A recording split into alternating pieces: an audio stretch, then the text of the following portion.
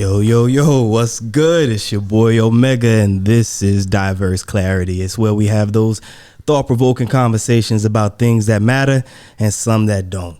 And as always, I'm with my man, my homeboy, Mr. John D. What's good? You got it, man. Just making it happen, enjoying living life, trying to maximize myself so I can come here and do our thing. You're going to stop giving me these generic answers. I'm living life because I want to maximize I want to optimize the efficiency of the way that I carry. Some specifics. How are you? That separates me from being average. So I feel like if I stay on the path and I stay on the plan, I'll get to my goal. But we want to make people rich. Drop some jewels. Like what is it that we can do? How can we be like you when we grow up? Just be consistent. Okay. In some specific ways, my brother. You got to give us something. Well, you got to figure out what you want in life. Okay.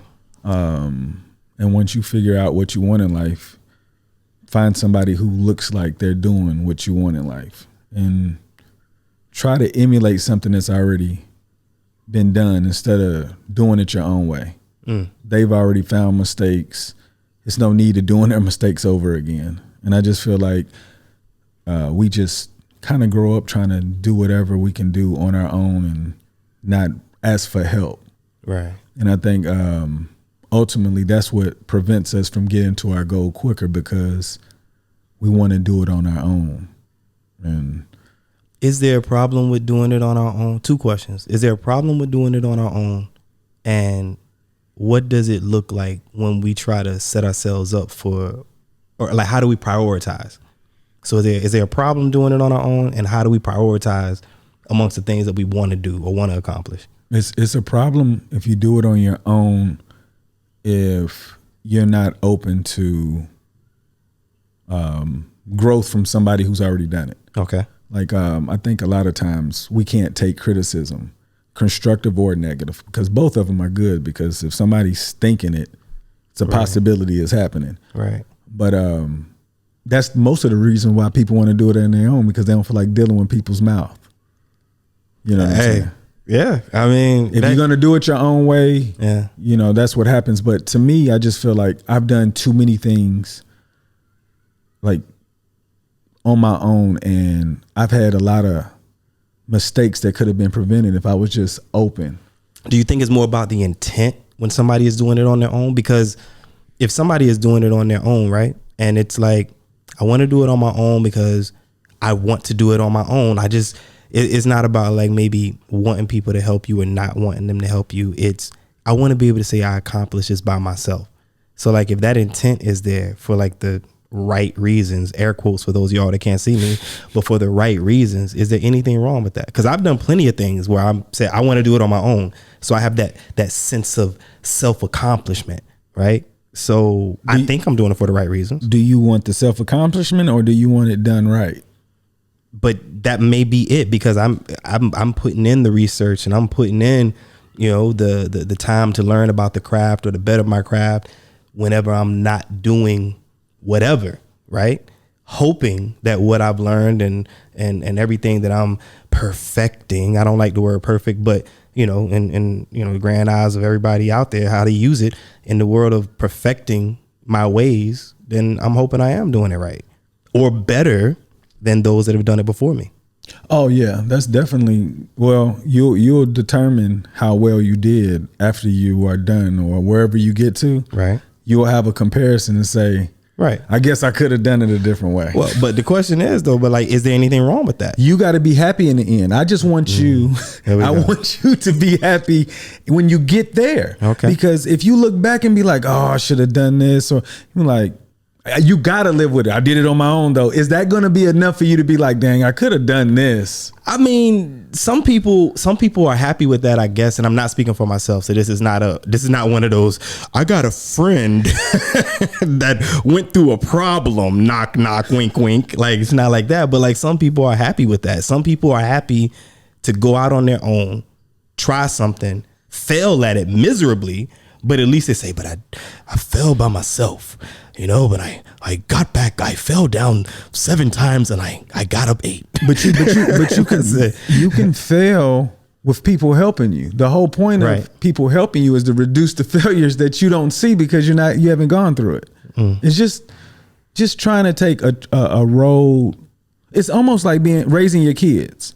You know they're gonna find their own mistakes, but you want to make it as easy as possible before they have to, where they can't control the outside. You want to like get them to build a self-esteem and a good foundation where they could go out in the world. Because if you send them out too soon, they may not be ready for the ills or the distractions that come with it. So with you, are you going to be comfortable 20 years from now, which you can't say because you don't know what the amount of success where you thinking where you're supposed to be versus to where you get to, because you get there and be like, I know I should have done. But that's why people have midlife crisis, because when they go through them, they're either not where they're supposed to be or they feel like they should have done something differently. Is that why they have a midlife crisis? Yeah, like, really? it's a reevaluation of your life. Where are you supposed to be? Are you comfortable with it? And no matter how comfortable you are, right, you still try to find like, I could have done this. I could have been here. I'm comfortable with this, but I got still more to do.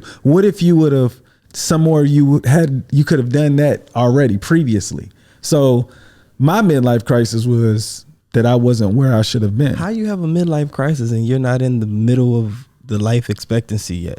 Well, how the hell? Well, whatever crisis I had, because I'm feeling some kind of way right now. You only got me by a few months, so I'm not nowhere near. Listen, I'm nowhere near my midlife crisis. Well, apparently you're where you thought you would be then. Close to it. No, I'm not. All right. Well, that played a significant role of why I had a crisis.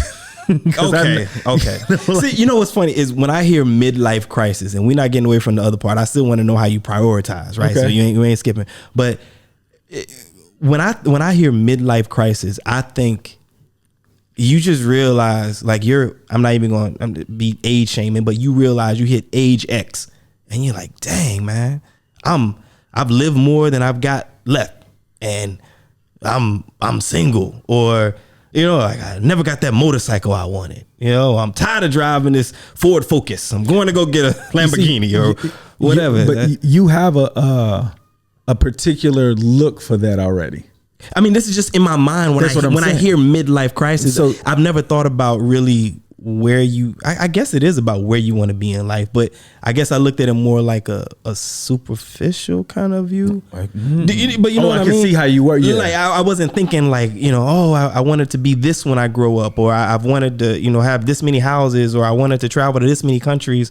Maybe that won't be in the pack, but you know, like along those lines, like, then somebody just realizing, crap, I'm this age and I ain't got much time left. Think about it. Like, you know, people aren't married at this age. At what age?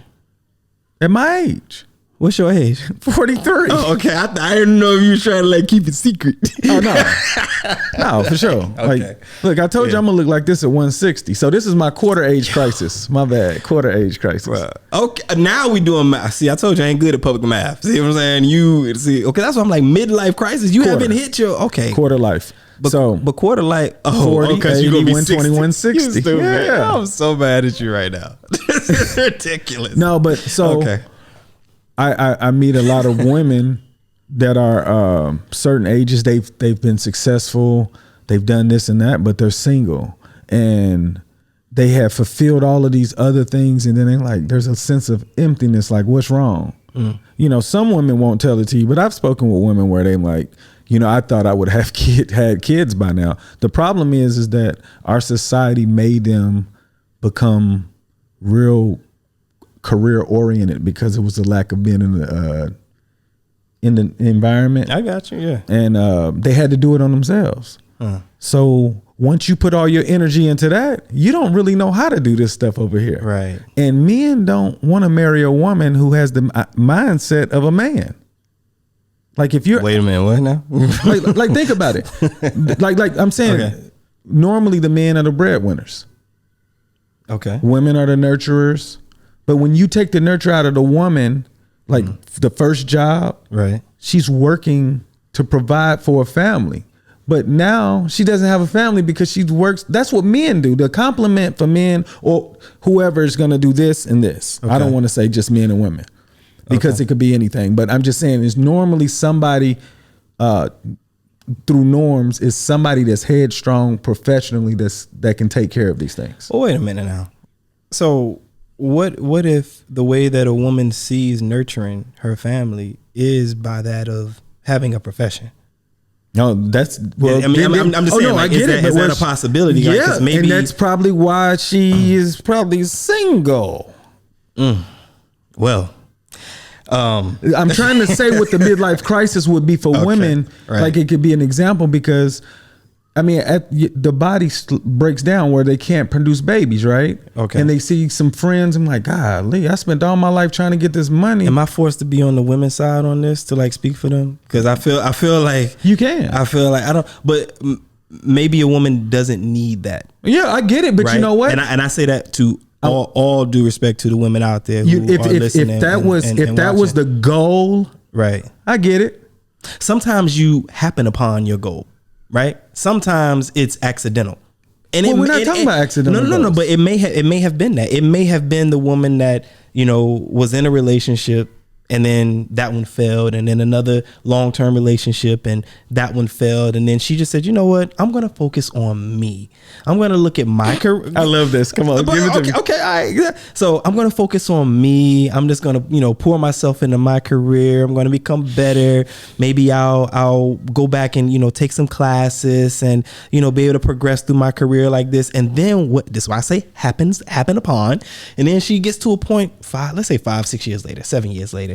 And she's now moved up. I mean, it's hard to like pick a career just as an example or whatever, but let's say she's in a law firm, right? And so she was, I don't know how the levels go, but she's an associate, I guess. That would have been like the entry, right? Is that so she would have been an associate at a law firm, and now she's worked her way up to junior partner, and then she sits around and looks around this age that we talking about, right? She's not going to think like you, thinking she's going to live to be 160. Of course not. So, I mean, that's why this crisis is coming. Not many of us can. So her midlife crisis would probably hit around, I don't know, 45, 47. Oh, average age of death is like 78. Listen, Grim Reaper. Well, okay. So, but what I'm saying gonna live to 90. So now, right? She's made junior partner. She's online for making senior partner, and she's like, "Yo, this was the path that I wanted to go, and I hoped I might have maybe found somebody along the way, but I didn't. But now I'm content with this. It wasn't. She has to be, but she doesn't have to be. When I say, you know what I'm saying? Like, she doesn't have to be. No, I'm saying it's a lot more difficult to get what she thought she should have already gotten because she's older. She has her ways, she has her habits, and she likes things in a particular way. But what if she's happy with that? She has to be. But what if she's happy with that by natural development? She has to be. She doesn't have another choice. She has to be happy with it because that's why I said women can't have babies after a certain age. I don't know, man. We got to talk to Janet and Hallie because okay. So I'm referring to. I know what you mean. I'm just being funny. Yeah, but I need people to understand this totally. Like you can have a baby at 40 plus, right? But are you planning to be old in a mug with some kids? Like you don't have that get up and go in that. Maybe she wants to be 160. Maybe she's got the. If you know what, that's awesome if she does. But if you go by numbers, she's not going to get there, right? So what are you going to do? She has to change her diet and walk like me to be able to live to 160. At 160. Man, these are my goals. We talking about theirs right now. But okay, so wait. So how do you prioritize then? How do you prioritize what yours are? On how I stay focused? Well, you said that you staying focused and you on the path. If I'm not mistaken, that was the word Stick the word that you used. Right. So how do you prioritize? Because obviously, there's not going to be just one thing. You're a versatile brother, right? So. Everything that I prioritize gets me to my goal. So like everything that I incorporate in my life, it deals with my family, it deals with my profession, it deals with my mental. Say the podcast. This is my profession. Bet. So Bet. I'm not. This is my profession. So everything adds to everybody. So everything that I prioritize, Right. everything benefits on the things that I work on. So I don't add anything that everybody can't benefit from. Okay. So that's how I do it. Like, that's why I said, if I stick to the plan, I'm going to get to where I'm supposed to get. And everybody around me gets to reap those benefits.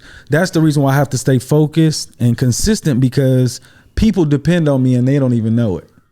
Because I have these goals to put them in positions where they can be a lot happier than they were. Right. And that's my goal. Like, I have people incorporated in my plan because they didn't get the opportunities I got. And I don't want to squander what I've built over the years to not be able to help them because I'm not focused. Right. Because I'm being to say that you're not. Yeah. Okay. So I have to.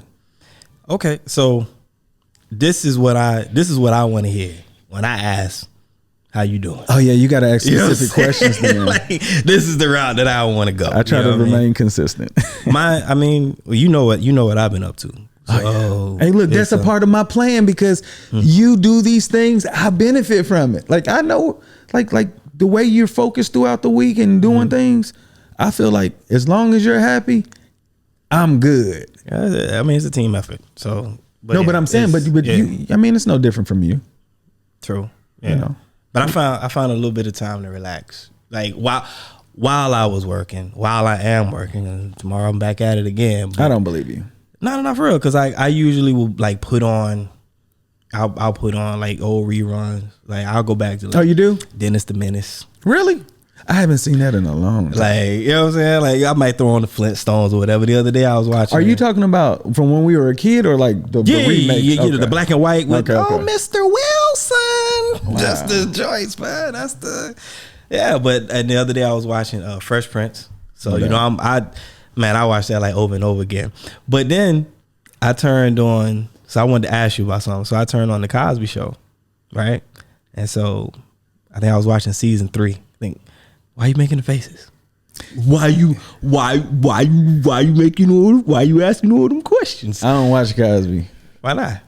Like, I mean, okay, and that's what I was gonna ask you, right? Like, I was watching it, and then I said, it had me thinking, because it's nostalgic, right? It brings back the childhood memories, and I remember coming home from school and finishing homework, and Cosby came on like 4:30, something like that, and then in the evening, I think like Different World. Actually, that's what it was. No, it came on maybe like 7. It'd be Cosby, and then Different World comes on right after. But I mean, I love Cosby Show, man. Like, but I did too. So why don't you watch it? I mean, So to be completely honest, please do. It's a conflict for me because he did things to take advantage of women. Right. I have a problem with any man being able to do that, especially being in a particular position of power. And he was an example that most of us people of color growing up, like, when I grew up, I want a house like that. I want to have like a wife that's a doctor or a lawyer, right. And I want to have these kids, and I want my kids to go to college. It was like an example. So it's like me, it's a conflict. Like, how do I continue to support something that I don't believe in? I believe in what his TV show showed, right. But as far as a person, and he's really close to me. Like, he's in my fraternity, and he's done so much for people of color. And it's like, what am I supposed to do as far as to be balanced, to say, you know what, I can still support him, but I don't believe in it. So I just don't watch it at all because I just don't like women being taken advantage of by men. Right. And it bothers the hell out of me. No, I mean, I get it, bro. Like, I get it 100%. I don't know. Like, for me though, I feel one, it's extremely controversial, right? But when it comes to Cosby, I remember Cosby when I was a kid, and there's a separation in it for me, because when I look at Cosby as in the man, I ain't know nothing about him. I didn't know anything about Bill Cosby, right? I knew some of his stand up. I remember the one where he was in the dentist chair. You know what I'm saying? Bill Cosby himself. That's what it was called. Yeah. I remember that one. I used to know that stand up. You know what I mean? When I was young. So I know Cosby from that. I know Cosby from the Cosby Show. And Fat Albert, right? So this was the way that I remember him, right? But when we talk about, and I don't know all their names, you're gonna make fun of me because I'm about to. But when we talk about like Malcolm Jamal Warner and Tempest Bledsoe. Rudy Huxtable. I mean, that ain't her name. I know. Keisha Knight Pulliam. You get where I'm going with this, right? Lisa Bonet. Like, yeah. So we talk about them, right? It's like they were also a lot of people that were and are now being impacted by Cosby as well. Man. And so like, by his actions and by everything that followed, right? And but like the thing is, man, I feel like I can watch the Cosby Show and there's a detachment there. For me, I can dig it. Right, because this is the only way that I see it. This is the only thing that I'm thinking about, and it just be in layman's terms, it really sucks to like not support all the other cast members that made this show possible. Yeah, but you know what I'm saying? Yeah, that's like the third show you done made fart noises. You all right over there? Excuse me. Like, yo, dang, man, dog. You know what? But I didn't even think about that. But I mean that's the part when the conversation. I understand where you're coming from, but when the conversation is solely about not supporting the Cosby Show, yes, Bill Cosby it's his name, right?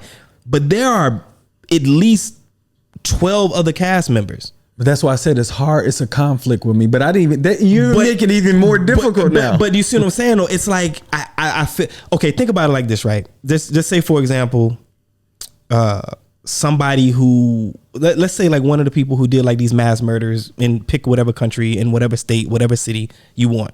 This is the person that created the camera lens.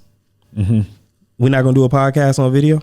I think it's a little different. But this is I wouldn't purchase anything where he could benefit from it financially. Right. But the thing is, that's an individual. That's why I was going with this. That's an individual that created something, and that's actually easier because it's one individual, and then when he dies, that money's going to go to his family or whoever's in charge of his estate. There's not one individual that made the Cosby Show. Even though his name is on it, there's more people that are there. They have kids. You see what I'm saying? That are waiting on these, these residual checks that are coming through from every time it gets played. So I'm not saying that's why I watch it for selfish reasons. I watch it because it reminds me of when I was a kid. I watch it because it feels good. I watch it because it's funny. You know what I'm saying? I'll go through like 10 episodes in like no time, just doing random things around the house or working on edits for the podcast or graphics for the thumbnails, whatever it is that I'm doing. You know what I'm saying? So like just that piece. In comparison to an R. Kelly. Hold on, before you go. Go ahead. Because Bill Cosby, like I'm not going to stand here and say that. You're sitting, but go ahead. Yeah, I'm not going to sit here and say that I wasn't similar to what he was as a young man. Like in my environment, I did some things that could be looked at as aggressive, mannish.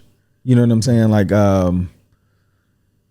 and I felt like he just adapted to the environment he was in. Because if he was really taking advantage of these people, they would have threw him under the bus. But everybody in that environment was doing that. You know what I'm saying? And what's so crazy is that he was the first head to go down, and then you saw what followed after that. Like everybody started getting called out for all of these things because had to make the black man the pitfall. So I'm saying, like, being in that position, if you're in that environment, and like I told you before, a lot of these women already knew what was going on, and you had to make a decision. It was like a career advancement.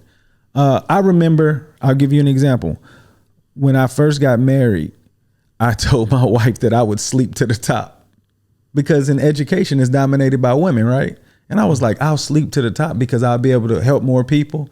She just laughed at me because it was in the comparison of how women are known to sleep to the top. Right. But it was the culture in acting and all the actresses. Rape culture is what it is. It's rape culture. It's rape culture.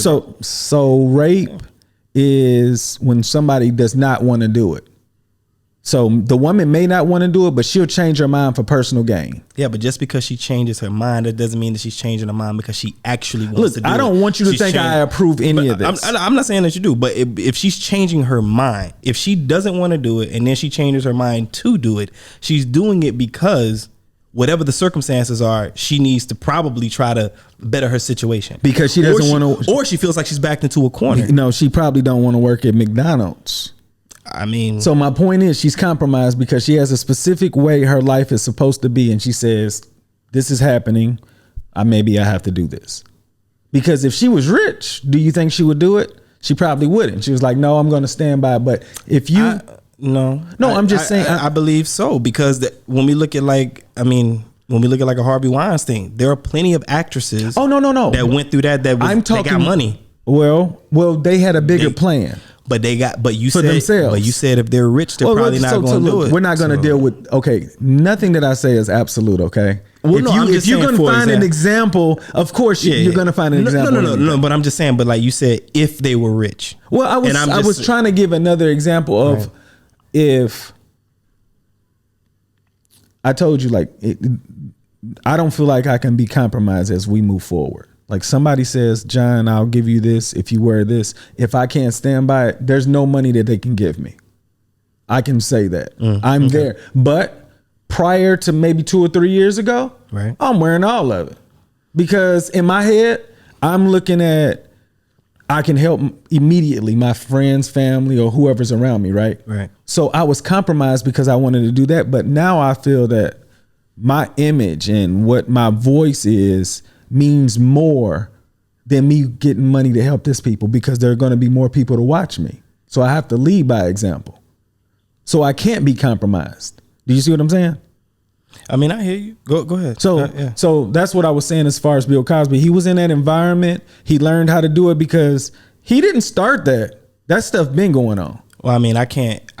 There's no way that I would let somebody off the hook or give them a pass by saying like they didn't start something either. You know what I mean? So what I'm saying, but if you don't know you're doing it, like I'm telling you, like I have. Look, check this out. He knew exactly what he was doing. Okay, this is my point. If you're in an environment where this is accepted, right. You don't know it's bad. Yeah, but bro, that goes back to what was the Larry King? You remember the Larry King interview? He was on there. Okay. He said, "Oh, I just get a couple of pills, and right when they come to me, I tell them I'm gonna put this." He did it on national television. He told everybody then. So now it's everything. It was accepted then. And some of the murderers that go out there will tell you what they're gonna do, and they tell you how they did it. They get away with it. They told you everything they did. Did you think he was playing? Do it again. Did you hold on? No, but I'm just saying. But just because somebody owns up to something in the pub, Donald Trump did it for 4 freaking years. Just because somebody owns up to something in the public eye doesn't mean like, well, they thought it was okay. Like that doesn't work like that. Well, that's what they got Donald Trump on. And I mean, not that it's about this. Is there anything that you did in your 20s to your 30s that you look back and say, oh man, I can't believe I did that? Of course, but there's a difference that's different. There's a difference in that versus knowing that something is not right, not good, wrong, immoral, or otherwise, saying it out loud in public, and then somebody in the shadows saying, oh, but he thought it was okay because he said it live on TV. Bullshit. So what? So what? He said it on live TV. It doesn't mean that it is okay. You see what I'm saying? Just because when we talk about the South, right? What used to happen in the summertime down in Georgia and Florida? Grant Park in Atlanta. What used to happen? What? Freaknik. Oh yeah. Right. So just because women was riding around with Daisy Duke, look at them girl with the Daisy Dukes on. Just because women was doing that, right, on the back of motorcycles, ass cheeks hanging out or whatever, half naked, all the way naked, whatever, getting smacked around or whatever the case is. Just because people was doing it and it's on video, was in music videos, people talking about it or whatever. We gonna say that we think that that's okay just because it was public? No, I know. Just because it's in the public eye view doesn't mean that it's okay. Well, John smacked her on the ass. I thought it was all right. Listen, come on, man. Listen, you have no idea who I used to be. I'm just saying. Look. Before we go, my point on that is all I'm saying is just because somebody does something right that we know is immorally wrong, right? What morally wrong is your upbringing or whoever told you something and you believed in it. It's not, everybody don't have the same morals. Bruh, find me somebody that thinks and knows that it's okay to degrade a woman publicly. See, go ahead. Degrading is what are you talking about? Disrespecting a woman, disrespecting a woman publicly like that. Like, no, I don't care where we from. It's like a child knowing right from wrong. You don't have to have your parents come and tell you, don't go pull that little girl's hair in class, to know that you should not pull that little girl's hair in class. You get what I'm saying? What if she gives you her hair? Hey. So what are you talking about? Hey. The environment changes. Okay, bad example. The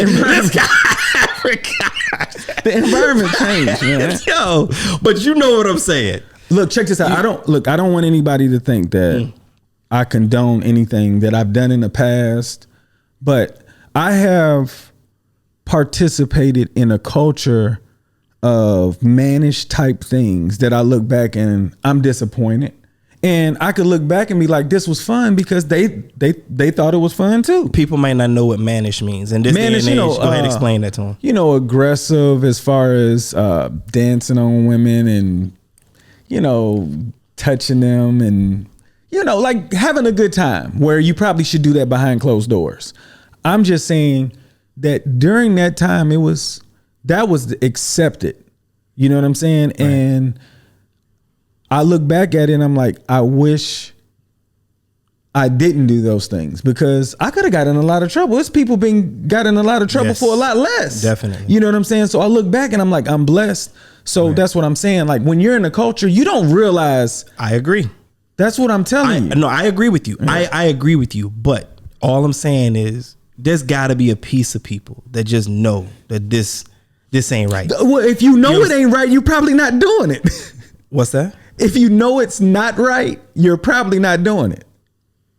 Yeah, but I don't think that's the case, honestly, because everybody else is doing it. You think that it's okay, even though you look at it and you kind of like, everybody. Do you know what I'm saying? Though, like, I don't think that people look at it that way. Like, I think that people.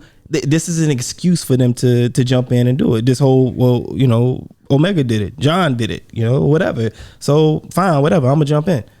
Even though they know inside, like I probably shouldn't. That's what I'm saying. I probably shouldn't. That's what I'm saying. It's like it's blurry. It's like you shouldn't do it. You should do it, and then it's right here, right? And then you got people like, well, shoot. If everybody else is doing it, or that ain't cool. I only do that over here. Like, I don't want anybody. I'm not talking about rape or anything. I'm just talking about things that are deemed disrespectful to any woman in public. That's what I'm referring to. Not as like if in the environment. Like I've been to several weekends of, like All-Star Weekend, right. Black Beach Week, things like that. Bike Week, Spring Break, stuff like that. And the culture is different. Right. Like everybody's just having fun. So when I say that, I just removed Bill Cosby's in this culture and he looks all around. He was like, man, come on. I'm going to show you how we do it. I don't care what culture somebody is growing up in, a part of, or succumb to.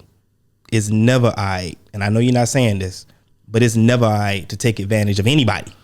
You know what I'm saying? That's what I'm saying. But that's what it is. Just like let's be fair to this. It's not like it's only our culture that did this. I'm talking about man culture. Right.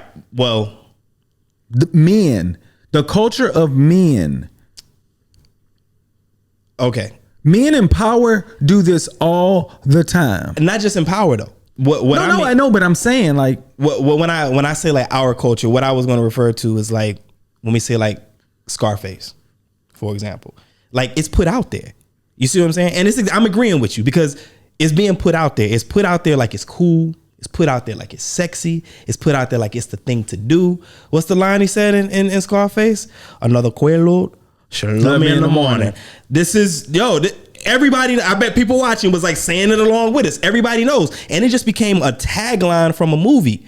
But a Quaalude is exactly what Bill Cosby was slipping in them drinks and them cappuccinos. That's my point. But that doesn't mean that it's okay. I find it hard to believe that just because everybody's doing it, that any human is going to think it's okay for me to slip something in somebody's drink and take advantage of her body. Oh, no, I don't want you to ever think. I'm not saying that you're saying it. I know you're talking about the idiots out there. No, I'm telling you that I participated in a culture. I'm not talking about you, though. I know, but I'm saying I'm not off limits either, though. Because I'm a man, I've done things, so I don't want anybody to think I'm judging this man when I haven't put myself in the same boat. Okay. So just because somebody could view that, you can't say it's no, because I felt the same way. Right. You know what I'm saying? These things should not have been done. Right. So I'm saying that Bill Cosby was in a different position of life than I was. He don't have to go to Black Beach Week or nothing. He can bring Black Beach Week to him.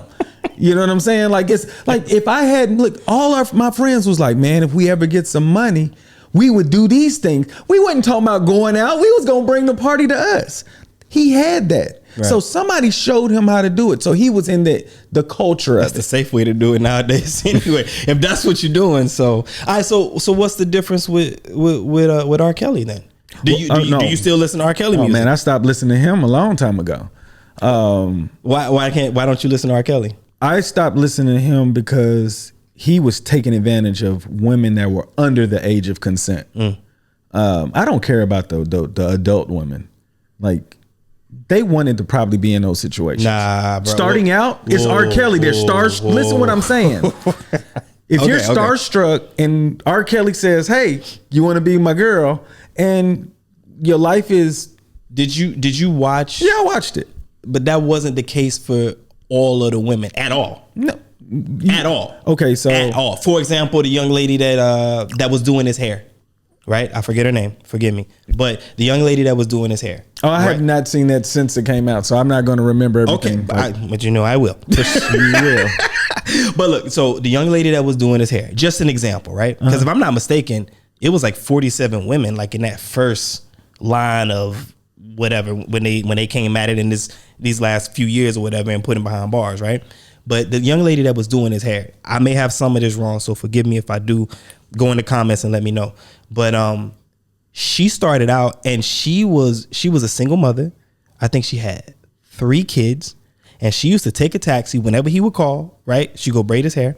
She'd take a taxi. He would pay her $100, right? She made it clear, like there was no anything intimate between the two of them, right? She was going there for all she wanted was that recognition that she was doing R. Kelly's hair, right? So she would go, he paid her $100. And if I remember right, she said she paid the babysitter $20 for the taxi. Oh man, I can't even remember now. But it came down to where it was like, what is it? So sorry, y'all. I assisted offside trying to give us, but it was 20 for the taxi. It don't matter. Whatever for the babysitter, 40 for the babysitter. That left her 60, and whatever it was, it came down to where she had only $20. Right? This was, and I wanted to make that point because this is what she was doing just to go and do his hair. She was only cashing out at $20, right? Every time he called, and he might call every 2 days or something like that. This went on for an extended period of time, right? And then it came down to he wasn't calling her anymore. Time had passed. And when he finally did call her back to go do that, I'm talking time had passed, like years, right? And when she finally went back to go and do his hair this one last time, he didn't want his hair done. He wanted her to go down on him, right? That's being nice for the camera. So he wanted to go down on him. And then that's when, she cleaned up after that. She didn't want it. I don't think they ever had sex. Dude, so you saying he forced her? Yes. He grabbed her hair. Look, from the story that she told, right? He was there and he said this, if I remember right. Oh, I didn't know she said they were there together, and I think it was he came in the room and he started walking towards her and he says, "I want you to massage my head." And then she said something to him like, "Well, I don't do massages." He's like, "I'm not talking about that head." And he walked towards her, and if I remember, she was describing like the way her hair was, like how her braids were, and he grabbed her braids and pulled her head down. Well, I don't approve any of that. But what I'm saying is, and he, so he went through, he spit, he was hawking loogies or whatever. He spit all over his thing. He made her whatever, She went to the bathroom. She was wiping her face, and her eyelids were stuck together because he had ejaculated on her face. Is that? She wasn't. But what I'm saying is, stop. Well, you're trying to describe it. But what I'm saying is, she wasn't trying to be. Oh, I want to hang around R. Kelly. I want to be with him. I want to be. What she gained from that prior to the incident was other people was like, oh girl, she do R. Kelly hair, and everybody started coming to her. So even though she was only making $20 by doing his hair, right? She was gaining all these other people coming in. That was the investment. You know what I'm saying? Right. But it wasn't anything about being his girlfriend. Did she come back? No, she didn't. She went to the police. No, okay. So what's the problem then? I don't understand. But because you were saying that a lot of women or most women are probably sure because he's R. Kelly and this, and that wasn't the case for all of the women. Oh, he was taking advantage of women. It wasn't just because went and was I promise you a singing career. No, I'm only referring to the women that stayed with him. Yeah, well, they idiots. But in fairness, people go through stuff, and you just called them idiots. I mean, they're conscious, but people go through stuff, bro. I do. I don't have anything wrong with that. And the thing with R. Kelly, right? He was manipulative on the mind. He would connect with them based on his past, his trauma. You see what I'm saying? Is that wrong? That sounds like any relationship. When he got touched, when he got molested as a young child, and he's using that to connect with the women, that's only to set them up so that he can then molest them. Yeah, it's wrong. Hold up, okay? Check this out. When you say molest, are you referring to under the age of consent, or are you talking about grown women? Some of them were under the age. Some of them were 14, 15. Oh, I know. 16. I mean, I don't know. He illegally married Aaliyah when she was 15, I think. Look, I know. Come on, man. So look. I don't want to seem like I'm supporting him at all. I just don't want it to paint the image that it was the women that this happened to, regardless of their age. I don't want to paint the image that it was women who all wanted to be around R. Kelly because R. Kelly was R. Kelly. Not for that reason, as in wanting to get in his pants, because not all, at least from their story. You know what? It's very interesting you say that, because throughout my college life, I've heard women talk about what they would do if they had opportunities to be with certain men. Men too about women. Look, we're talking about men. We're talking about women, right? Okay, I'm just saying. These women, they were respectable women, but they had a different type of fandom for certain people in the industry. Okay. So I'm sure R. Kelly had those people that had this particular fandom for him. So I don't want you to think that all of these women just got tricked by R. Kelly. Most of these mugs wanted to be tricked. Look, how about this? I know women that said, them women stupid. I'll still be with them right now. This was when that show came out. Bruh, that's ignorance talking. I believe that's ignorance talking. But the whole point is that there are women that. Okay, you find me the woman. Let's bring them on the show. Find me one woman that says this. Okay, that says exactly what you just said. They're not gonna do that. And then right, exactly, because they ain't stupid. And here's the deal: R. Kelly had women in rooms locked up, couldn't go to the bathroom, couldn't eat unless he said so. They was pissing and shitting in buckets. You understand what I'm saying, bro? No, come on, bro. Find me a woman that's gonna volunteer for that. Go ahead, I'll wait. Find me a woman that's gonna volunteer for that. Look. I don't think any of them knew that he was gonna do that. Well, you said they said it right after this whole documentary came out, because they were under the. Maybe they skipped episode 4 and 5 because I don't know, bro. I don't know anybody that would volunteer for that. No, I'm saying I don't think that they believe that they could get manipulated to live like that. Neither did the women that did. Also, you do admit they had these ideas that they could do this. No, I'm saying that they went in. A lot of women, at least from their story, because I wasn't there. I saw those stories too. I wasn't there, but I'm just saying. But from their stories, it seems like I'm not saying that people didn't have ulterior motives. I'm not saying that some of the parents didn't have ulterior motives. That's a whole other right. What I'm saying is, it is, and the way that it feels is that some people may have gone into it with an innocent agenda. Oh yeah. I would have went to R. Kelly's place to try to get a record deal. I can't sing. But I can write. I agree. No. Check this out. Before all of that came out, I wouldn't have thought that he would have done something like that. But I'm saying, you got to think that how many people does he have access to? The dude was hanging out at high schools. Bro, he was sending out his 14 and 15-year-old friends to go bring they was doing the recruit work. But that's what I'm saying. Like little girls like that, they're compromised because of the fandom and his money. Right. And to be able to gossip about who they're hanging out with and who they having sex with. So, whatever, yeah. I mean, he definitely took advantage. That's another reason why I can't mess with that dude. Right. And I'm with you. So just for the record, I don't listen to R. Kelly. And but here's the thing. And I want to watch the Cosby Show because of what you said. Though. I just wanted to say that. You are going to watch it? I do want to watch it, man. I'll give it to you. I just said I want to support because for all the people.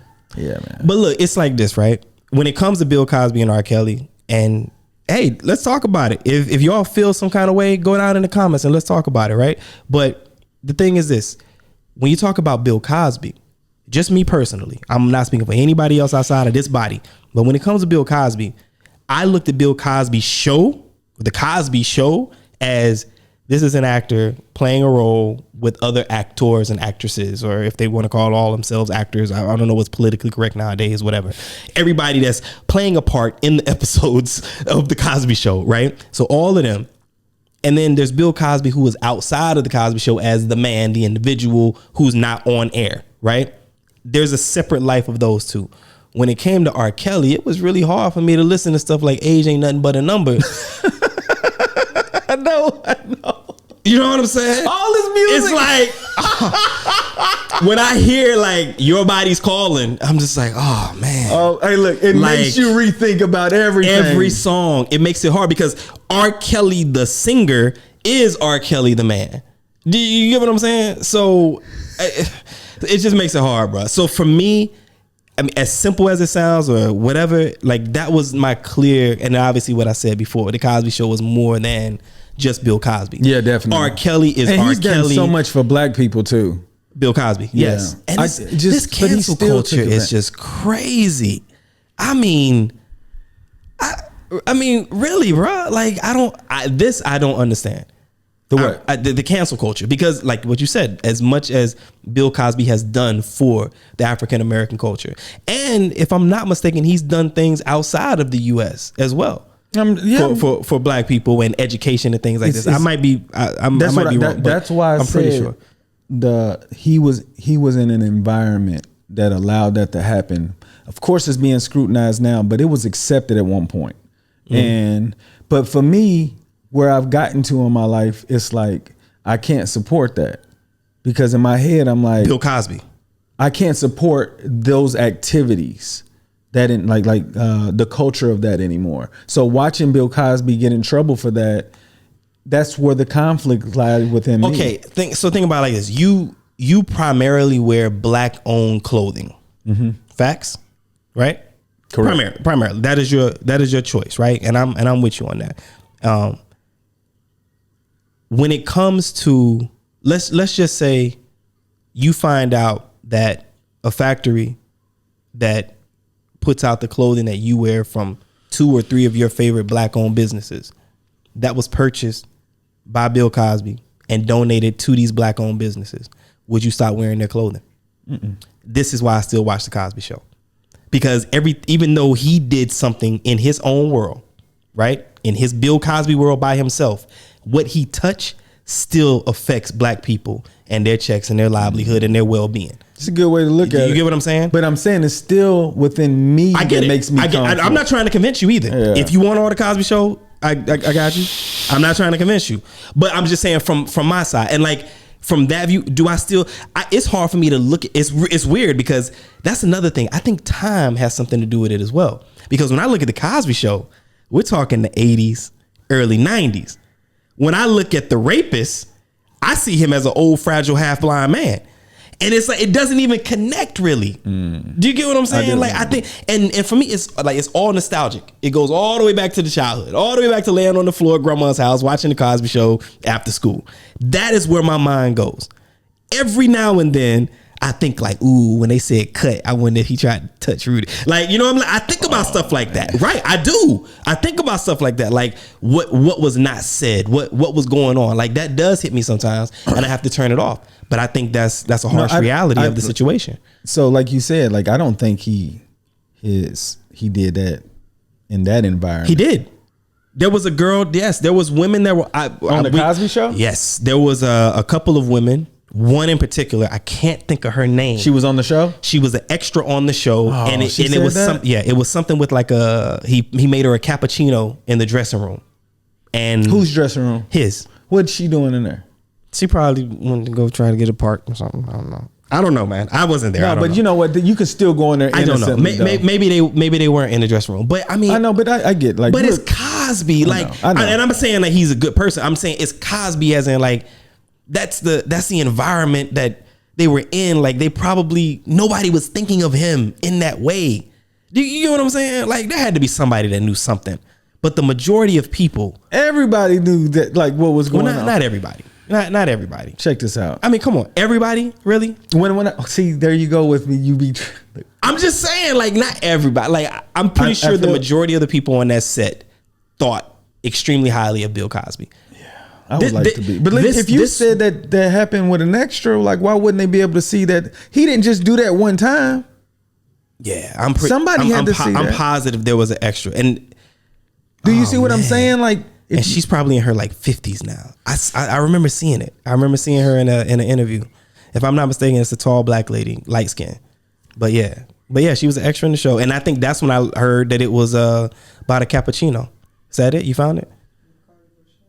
So, but yeah, it's still it's tough to deal. Like I said, it's a conflict within me because as a man, I have more information now, and I'm like, because I'm not gonna lie, I would have probably done the same things he did.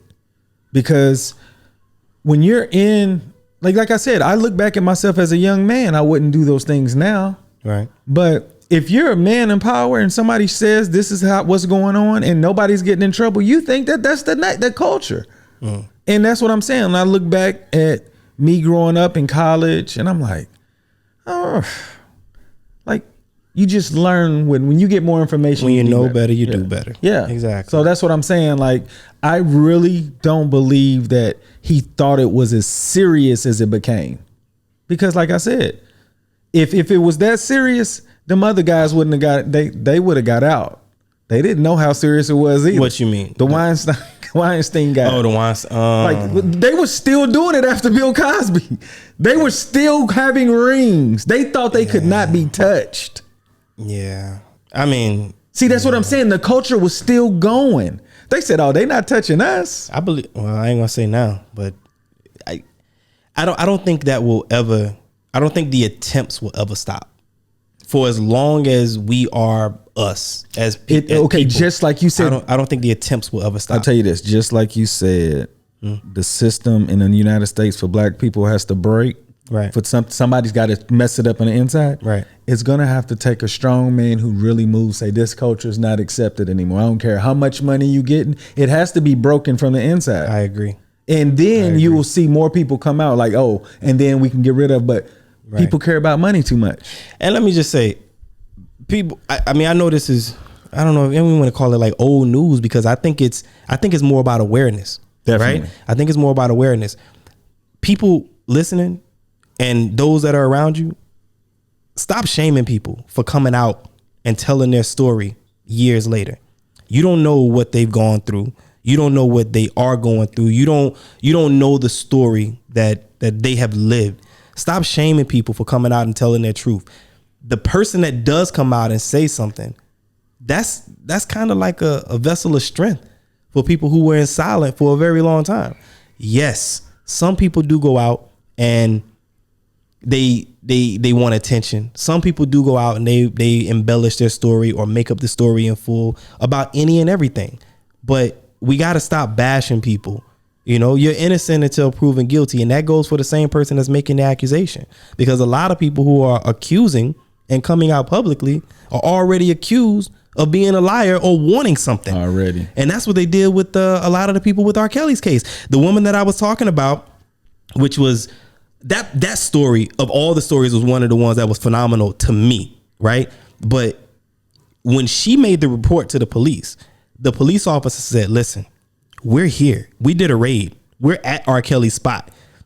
Everybody here said they don't know you. They've never seen you before. God. And when he called, she was asleep. It's like, he's like, wake up, listen, wake up. Nobody here knows you. What else can you give me? And she says, oh, I got a bag. My bag is in the room. It's a black bag. It's got this in it. It's got that in it, or whatever. He's like, hang on a second. And he goes in. Ain't no bag here. What else you got? He's like, you got to give me something because nobody here, you haven't been here. Tell me something that nobody knows. And she mentioned, I think, like a medicine bottle that was on a counter in front of 3 Grammys. And I think she named what the bottle was. And he was like, hang on a second. We got it. You just bought us another 2 hours. And that was it. He was like, I believe you now. Right. And it's just like, yo, but that's the thing. Even the cop in the middle of a raid was like, yo, they said they don't know you. If you ain't got nothing, game over. What was he supposed to do? But I'm just saying the doubt being there. You see what I'm saying? It couldn't have had that much doubt. They actually ran up in it. What's that? They didn't have doubt for real. They ran up in there. Right. I mean, this is what they did. But the point of being like, just having that, I mean, she's a victim. I get it, yeah. But you don't know though. But again, she's going through, when you're dealing with, and that's the narration that they create. Like anybody famous, if a woman says anything, right, it's like they're trying to get money. It's a motive. But you know what? You ain't even got to be famous. Something like slightly off topic. Did you see when the lady came home to go get a key? Her friend dropped her off, and she walked in the house. It was some white people in the house, like squatting. No. Yeah, and the cops made her leave while he was questioning the people. They shut the door. The friend brought her home. I saw this. I was just like, this right here, bro. I'm gonna find it. I'm gonna send it to you. I want to say it was on, not Cedric the Entertainer. Who's the other comedian? Earthquake. I want to say it was on his. I saw it on his Instagram. But yeah, they got home and walked in, and all I'm saying is they do this a lot. The cops were there. Yeah, they were in her home. Look, the woman's name, let's just say, for example, it was like Shanisha or Shaniqua or something like that, right? Which I think it was. He's like, the cop is asking the white dude who got on his ball cap, like turned to the side like he's like 21, you know what I'm saying? But he looked like he's 60 and was like, who's Shanika? And he was like, huh? What? He was like, what's the apartment number? He couldn't even tell the cop the apartment number. The guy was asking the other guy that was in the apartment, what's the number here? Quit trying to look at the door. What's the number? And then the cop shuts the door. The woman who lives there made her wait outside. Now I get it. Okay, maybe they had a weapon and this or whatever. But it's like, yo, why not take them outside? It's very clear that they don't live there. You know what I'm saying? Black people paintings on the wall and stuff. Come on, man. You know what I'm saying? So this is what's done. So I'm just saying, like, all the way to the end, the same way that cop was with that person, why not make the person that is the said victim feel comfortable? You get what I mean? Like, yeah, I mean, I just don't understand like what the logic is, but I guess that's a case by case, however the cop wants to handle or whatever they're doing. But I don't know, man. It's a tough world. But I mean, it's tough subjects. It depends on who's in charge. Yeah. You know, like women are always going to be below men in that sense. I hope that changes. Men, that it's got to break from the within. I hope that changes. It's got to break within. Like I'm telling you, I think about it more often than not. Just like the amount of pressure that women have to have because men are men. You know what I'm saying? Like the expectations between the two. Yeah, it's uncomfortable, man. But yo, I guess we go ahead and wrap this one up then, huh? Yeah. Man, good conversation, bro. For sure. Always. But any final words you want to say about this? This is a touchy subject, bro. I do not believe in taking advantage of any woman in any sense of the word. And of course you guys can manipulate the words and saying that she really wants it or whatnot. You really need to know if she wants it. And if you don't know for sure, you should not be doing it. And women need to do a better job at vetting the guys that they're deciding to do things or be around. You know what I'm saying? You have to know who you're around. And I just hope it stops. Like, I really would love for it to stop. Like, it's just uncomfortable. Like, did you see it's a stat? Like 78%, I'm not for sure, but like women by the age of 17 has been raped, touched, molested or something by 17. I've heard a stat like that, but I haven't. But I'm saying like it's like they can't be vulnerable. Somebody's already taken it away from them. Right. That's why it's like it bothers me. You know, the thing is, and I heard this before. It was more about, you know, when you have a little girl, say like you always teach the little girl to, you know, cover yourself around strangers and whatnot. Mm-hmm. A man comes by the house, it's like, girl, go put on another shirt, you know, like go put on some clothes or whatever the case is, right? Always presenting yourself in a way that looks a certain way, that's not inviting such ideas and you know such mentalities, right? Like, oh, looking at the little girl with a halter top on or whatever, right? But they said like the one thing that they don't, or you rarely ever hear, is that you tell the little girl that if somebody does violate these things that we're trying to protect you from, it's not your fault. Oh, it's yeah. always the adult. But a lot of people don't get that information. I think it's always the man's fault in that situation. It's always the adult's fault. Well, I'm saying I don't care. And that's the other thing. That's what I was going to say. I don't care if they were 13 with a voice like Whitney Houston and they just wanted to be around R. Kelly. I'm just talking about adults. I mean, period. A woman and a man. Mm. If a woman is not, there's like a woman you should know that a woman says yes. There's a difference. Oh yeah. And I just feel like I got you. Okay, I got you. I don't like I've heard a lot of stories about men taking advantage of women because they think no really means yes type stuff. They stupid. I know. And you know, I didn't realize how serious it was until people started talking. And I'm like, what do you, like as a woman, you know, you got to worry about if you tell somebody because people going to bash you. They're not going to believe you. Yeah. They're going to drag your name. You could potentially lose your job. Your friends are going to walk away. Ain't nobody going to trust you anymore. Your name's going to be dragged through the mud. The list goes on, man. It is. And it's sad. And that's another reason why a lot of women were not coming out saying anything, because they're afraid of the repercussions. I know. They're afraid of what's going to happen. And we got to stop that. We got to start protecting women, period. You know what I'm saying? Like, make it where they're comfortable. And not, I don't know, man. We'll go off into another episode, because like that's something that really irks me, bro. Like when a man is putting his hands on a woman and it's not the right way, it's not, I mean, it doesn't sit well with me, bro. Like at all. But listen, this is as always, man, another good conversation, right? For sure. So we're gonna go ahead and cut this out.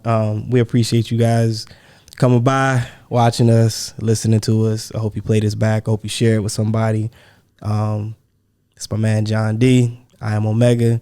This is Diverse Clarity. It's where we have those thought-provoking conversations about things that matter and some that don't. So today was definitely one of the ones that do matter. Yeah. So we hope you all learn something. We hope that conversation continues, because I think that's a part of the solution. If the conversation continues, then I think a solution isn't too far behind. Inshallah. But we got to put in the work. We talked about that last episode. You got to put in work. So it is what it is. Yo, thank you all for tuning in, and we'll catch you next episode.